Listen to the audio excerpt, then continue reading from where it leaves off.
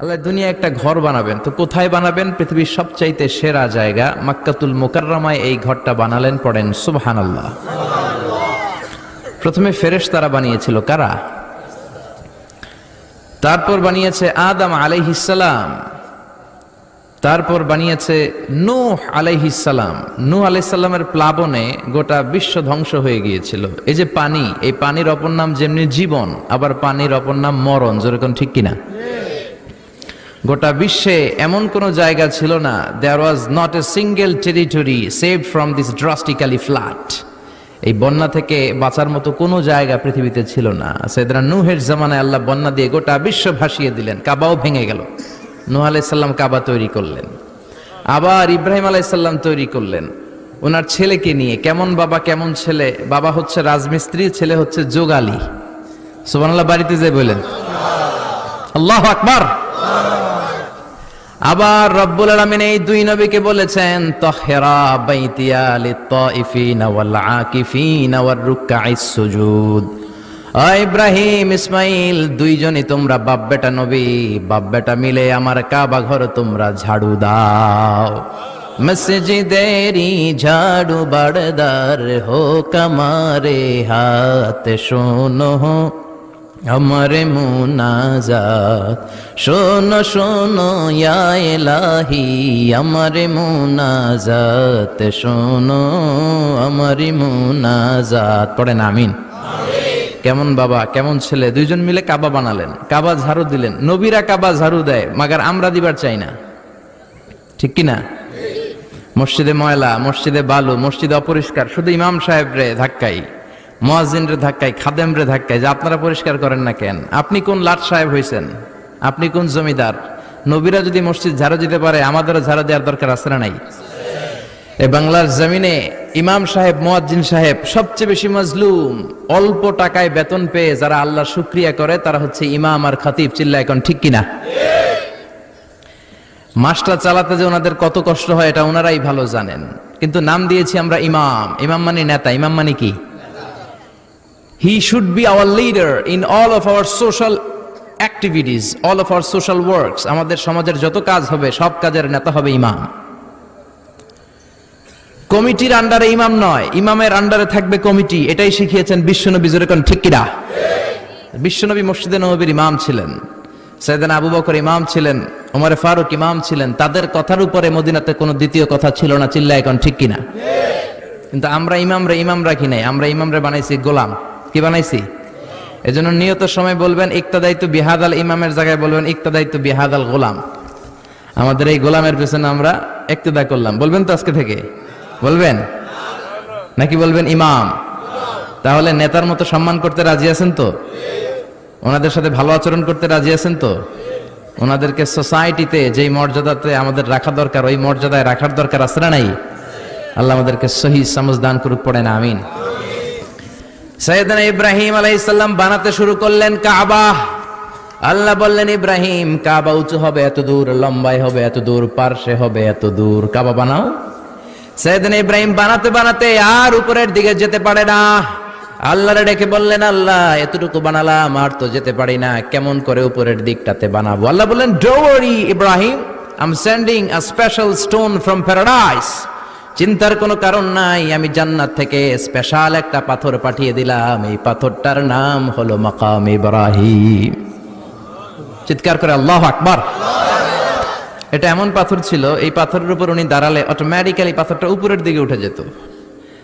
যতটুকু কাবা বানানোর দরকার বানাতেন, আবার যখন নিচে নামা দরকার অটোমেটিক পাথরটা নিচের দিকে নেমে যেত। কোন সুবহানাল্লাহ। বানালেন কাবা।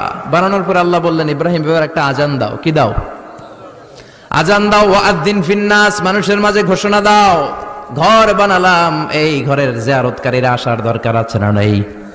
আজান দাও। সেদিন ইব্রাহিম বললেন কই আজান দিব? মানুষ নাই, পাখি নাই, পশু নাই, পানি নাই, কিচ্ছু নাই, কই আজান দিব?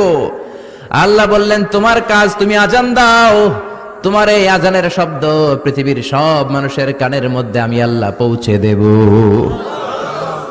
আমাদের কানেও এই আজান এসেছিল, আমরা তখন ছিলাম আলামুল আরওয়াহে।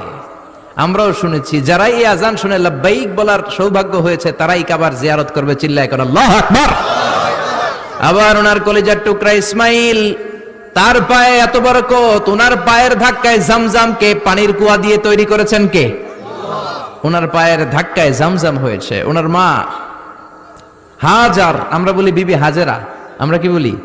আসলে আরবিতে শব্দটা হচ্ছে হাজার। বুখারীর বর্ণনা, ইব্রাহিম রেখে চলে গেলেন, দুধের বাচ্চা ইসমাইলকে রেখে উনি একবার সাফাতে দৌড়ায়, আবার মারোয়াতে দৌড়ায়, একবার সাফাতে আর একবার মারোয়াতে, দৌড়াতে দৌড়াতে 7টা চক্কর দিলেন। এই দৌড়াদৌড়িটা আল্লাহ তাআলার কাছে এত পছন্দনীয় হলো, গোটা বিশ্বের সব হাজী সাহেবদের জন্য এই জায়গাটায় দৌড়াদৌড়ি করাটাকে আল্লাহ কিয়ামত পর্যন্ত ওয়াজিব করে দিয়েছেন। জোরে কোন সুবহানাল্লাহ। দৌড়ালেন পানির সন্ধানে, ডানে যায় পানি নাই, আবার বায়ে গেলেন পানি নাই। 7 বার দৌড়াদৌড়ি করার পর এসে দেখে ছোট্ট শিশু ইসমাইলের পায়ের ধাক্কায় জামজামের পানি বের হতে শুরু করেছে। সাইয়েদনা ইসমাইল এবং হাজার ওনারা আরবি বলতে জানতেন না, ওনারা ছিলেন সুরিয়ানি ভাষার মানুষ। সুরিয়ানি ভাষায় উনি পানি দেখে এত খুশি, বাদ দিতে লাগলেন। বেরিবাদ চিনেন তো? বেরিবাদ চিনেন না? বেরিবাদ দিতে লাগলেন যাতে করে পানিগুলো চলে না যায়, মরুর বালুর সাথে মিশে না যায়, বেরিবাদ দিতে লাগলেন। আর ওনার নিজস্ব ভাষা সুরিয়ানি ভাষায় বলতে লাগলেন জাম জাম, মানে স্টপ স্টপ, থাম থাম, পানি চলে যাস না। পানি যদি চলে যায় এই পানি আমরা খাবো কেমনে? ওনার মুখ থেকে বের হচ্ছিল ওনার ভাষায় জাম জাম, মানে কি? থাম থাম। ওনার মুখ নিঃসৃত এই জামজাম শব্দ দুইটা আল্লাহ তাআলার কাছে এত ভালো লেগেছে, কিয়ামত পর্যন্ত এই কুয়ার পানি, এই কুয়াটার নাম আল্লাহ তাআলা জামজামের কুয়া রেখে দিলেন। কোন সুবহানাল্লাহ। জাপানের কিছু জিওলজিস্ট তারা একটা রিসার্চের কাজে এসেছে যে এই কুয়ার পানিটা এমন কেন, আনপ্যারালাল, অ্যামেজিং অ্যান্ড ইউনিক, কেন গোটা বিশ্বের এরকম পানি নাই কেন? এত পানি এখান থেকে সাপ্লাই হয়, পানি কমে না কেন? তারা একটা মিটার বসিয়েছে। 10 বছর পরে ওই মিটারের রিপোর্ট যে তারা যেটা দিল যে 10 বছরে 1 ইঞ্চি পানিও নিচের দিকে কুয়ার নামে নাই। কোন সুবহানাল্লাহ।